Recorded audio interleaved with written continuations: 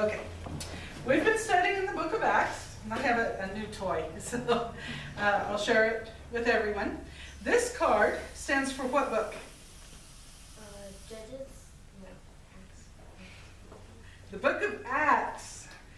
And the book of Acts tells us about something. Do you remember what it tells us about? The first Christians. The first Christians, and how they spread the gospel throughout the world. And what is the gospel? Jesus. The story of Jesus, how he died for us, and he rose again, and how we can go to heaven. And who was the main character in the first part of the book of Acts? Peter. And the main character in the second part was Paul. And the book of Acts was written by Luke. And I'm going to put that right there so we can remember it's the book of Acts. And we're still working on Paul. In fact, we had Paul at a place where he was arrested. And he was taken in.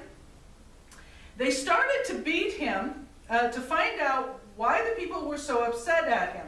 I think probably the Romans did not speak the language the people were yelling in, so they didn't know what was going on. So their default way of finding out what was going on was to beat Paul. But before they started beating him, he said, you really want to do that? I'm a Roman citizen. See, being a citizen of Rome, Rome had slaves and citizens. And if you were a citizen, you had certain rights, such as you could not be put in chains, and you could not be beat or punished in any way until you had had a fair trial. Now, if you were a slave, you didn't have those rights. But if you were a citizen, you had those rights. The man in charge said, well, I'm a citizen too. I paid a lot of money to become a citizen. And Paul said, I was born a citizen. And so they didn't beat Paul because the guy didn't want to get in trouble. He called for the Jews to come and to explain what was going on. But before they could come, Paul's nephew showed up. He came to Paul, and the Bible doesn't tell us how old his nephew was. Or exactly how he knew what he knew. But he told Paul what he knew, and Paul called the guy who was in charge and sent his nephew to him and said, this kid has something to tell you. Because of the way the man treated him, I think he was probably 12 or under, something like that. Anyway, Paul's nephew told the guy that was in charge, I heard that there was a group of Jews, and there were 40 of them, that made a promise. They swore that they would not eat any food until they had killed Paul. And meanwhile, the Jews had asked to bring Paul down to the temple so that they could have the trial there.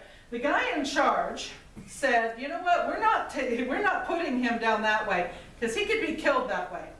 He called a whole bunch of soldiers, and they surrounded Paul, and they sent him to the governor's house, which was several cities over.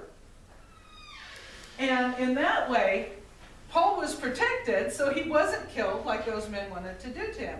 Now, I don't know if his nephew maybe was playing outside and happened to be outside where the people were meeting and overheard what they were saying.